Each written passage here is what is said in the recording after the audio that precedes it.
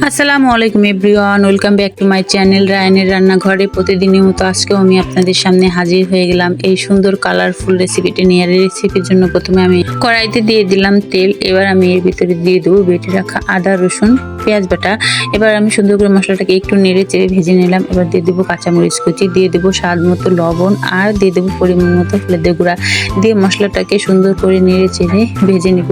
আমার কাছে তো এমনি ডাঁটার তরকারি খুব ভালো লাগে, আর সাথে যদি হয় ইলিশ মাছ তাহলে তো কোনো কথাই নেই। ডাঁটা আর ইলিশ মাছের এই পাতলা ঝোলের রেসিপিটি গরম ভাতের সাথে খেতে এক কথায় অসাধারণ। তো আপনারাও এভাবেই বাসায় রান্না করবেন, আমি যেভাবে রান্না করি, তাহলে দেখবেন অনেক সুস্বাদু এবং অনেক মজা। তো দেখলাম কথায় কথায় মশলাটাকে সুন্দর করে কষিয়ে নিয়েছি। এবার আমি এর ভিতরে দিয়ে দিলাম কেটে রাখা ডাঁটা আর আলুগুলো আমি সুন্দর করে দিয়ে এবার আমি ভালো করে এটাকে একটু নেড়ে চেড়ে মিশিয়ে নিব ভালোভাবে, যাতে মশলাটা তরকারির সাথে একদম গায়ে গায়ে মিশে যায়। তো দেখেন আমি সুন্দর করে নেড়ে চেড়ে ভালোভাবে আমি এটাকে একটু মিশিয়ে নিলাম। এবার আমি এর ভিতরে দিয়ে দিব পরিমাণ মতো পানি, আলু আর ডাঁটাটাকে সুন্দরভাবে কষিয়ে নেওয়ার জন্য। তো দেখেন পানিটা আমি ভালো করে দিয়ে এবার সুন্দর করে একটু নেড়ে চেড়ে এটাকে মিশিয়ে নিচ্ছি। তো আমার সুন্দর করে নাড়া হয়ে গেছে। এবার আমি একটা ঢাকনা দিয়ে এই তরকারিটাকে ঢেকে দিব কষিয়ে নেওয়ার জন্য। তো একটা ঢাকনা দিয়ে ঢেকে দিলাম। ফিরে আসলাম কিছুক্ষণ পর। দেখেন ডাঁটা আর আলুটা সুন্দরভাবে কষানো হয়ে গেছে। দেখেন ডাঁটার কালারটা মাশাআল্লাহ অনেক সুন্দর দেখা যাচ্ছে, একদম সবুজ সবুজ রয়েছে। এভাবে রান্না করলে কিন্তু আপনার ডাঁটার যে অরিজিনাল আপনার ন্যাচারাল যে কালারটা থেকে যায়, নষ্ট হয় না। তো আমি এবার এর ভিতরে দিয়ে দিলাম ঝোলের পানি। যেহেতু আমি এটা পাতলা ঝোল করবো, সেজন্য ঝোলের পরিমাণটা আমি একটু বেশি দিয়েছি।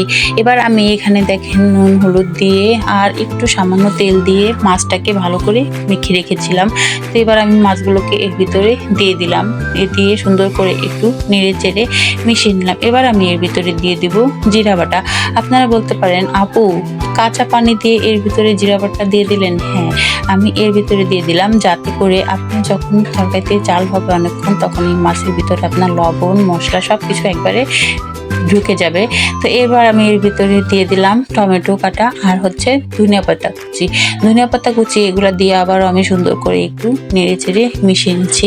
দেখেন তরকারি কালারটাই মাশাআল্লাহ এখনই অনেক সুন্দর দেখা যাচ্ছে। তো আমি একটা ঢাকনা দিয়ে ঢেকে দিলাম। ফিরে আসলাম কিছুক্ষণ পর। এই তো আমার তরকারিটা কিন্তু একদম রেডি হয়ে গেছে। এবার আমি এই তরকারিটাকে সুন্দর করে একটু নেড়ে চেড়ে নামিয়ে নিব।